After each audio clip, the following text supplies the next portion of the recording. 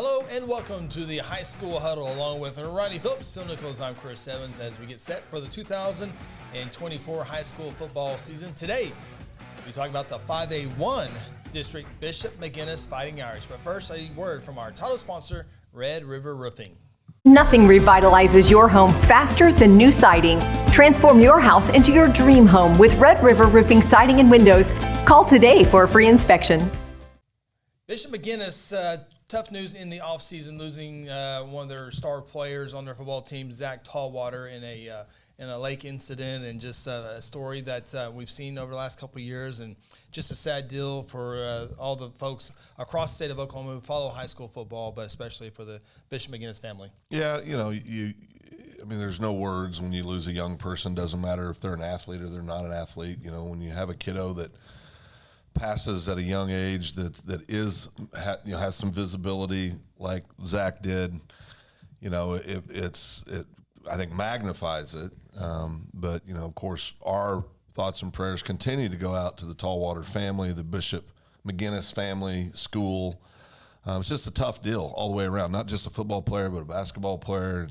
You know, of course, we've talked to our good friend T. Fred over at Bishop McGuinness, a very well-liked young man, well thought of. And it's just a sad, sad situation all the way around. Yeah, no doubt. And they've had some vigils for him. Yeah. I remember seeing the scoreboard with his number on there. So, yeah, tough deal.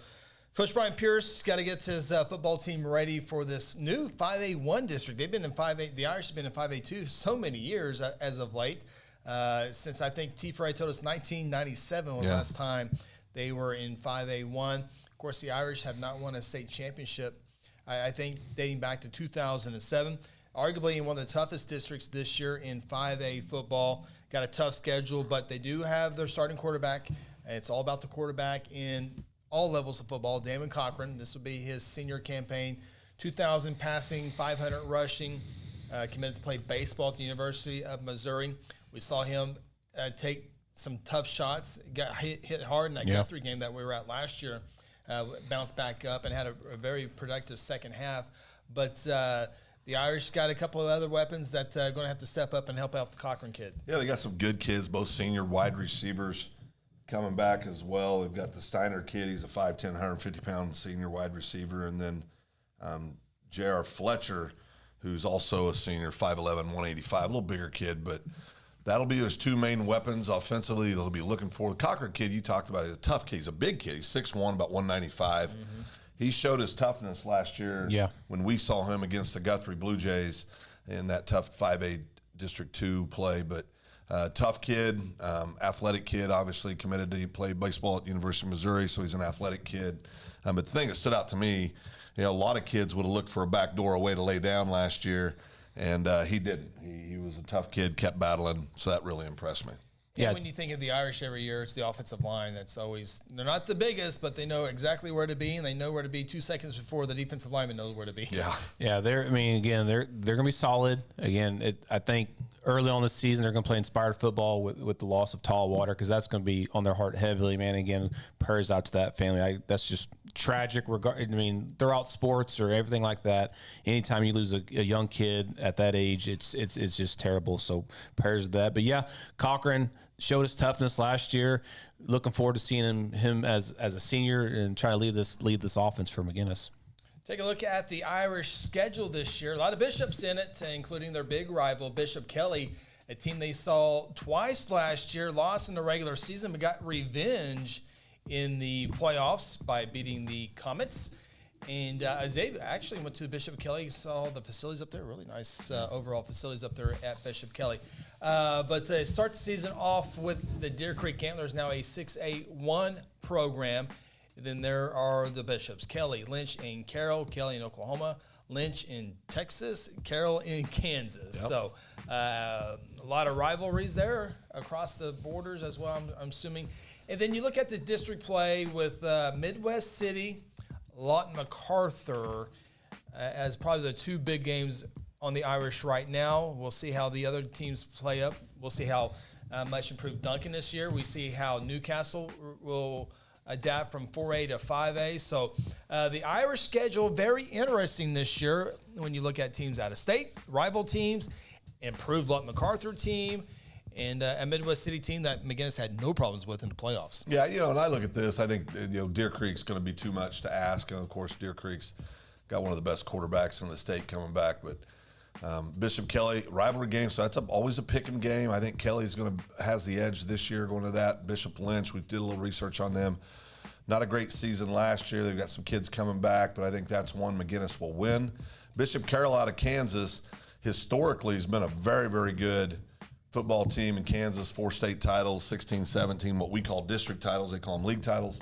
But I did a little research, made some phone calls, and said that Cape and Mount Carmel stole their soul last year. So said they're done.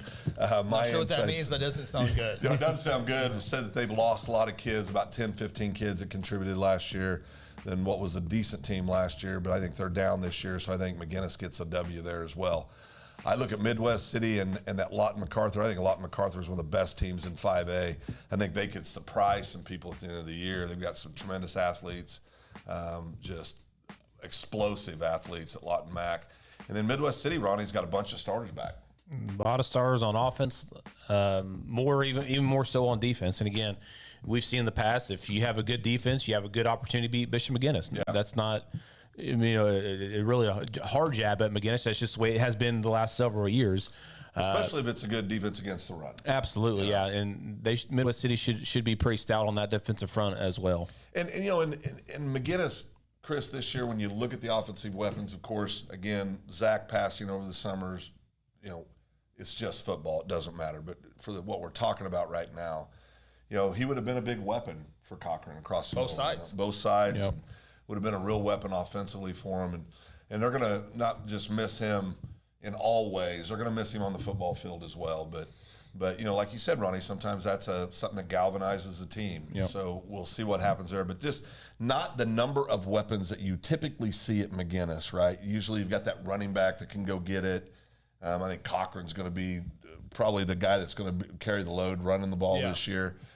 So you don't have that big stud in the backfield that you're used to seeing over the years. And how's he going to hold up towards the end of the season, right? Running the ball, getting hit a lot. Yeah, and he's a tough kid like we talked about, but I don't care. You get slobber knockered for 10 games, and then week 10 they're going to stroll in there and get to face Lott and MacArthur. I think that's a tall order.